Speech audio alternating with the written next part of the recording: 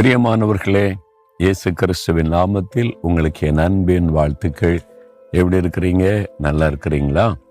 இயேசு கிறிஸ்து அவர் கூட நடக்கிற பிள்ளைகளை நல்லா தான் வச்சிருப்பார். நீங்க என்னைக்கு நல்லா இருப்பீங்க, சந்தோஷமா இருப்பீங்க, ஆசீர்வாதமா இருப்பீங்க. இன்றைக்கு கூட உங்க வாழ்க்கையில நன்மை தான் நடக்கும். ஒன்று சோர்ந்து போகாதங்க. அவர் மனிதர்களுக்கு நன்மையானதை செய்கிற தேவன். இயற்கைன்னு மனிதர்கள் சொல்லுவாங்க, அது தேவனால் சிருஷ்டிக்கப்பட்ட மனிதர்களுக்கு ஆசீர்வாதமாக இருக்கும்படி தேவன் கொடுத்த ஒரு பெரிய ஆசீர்வாதம். சரி, உங்க வாழ்க்கையில இன்றைக்கு அதே மாதிரி ஆசீர்வாதத்தை தேவன் அருளி செய்வார்.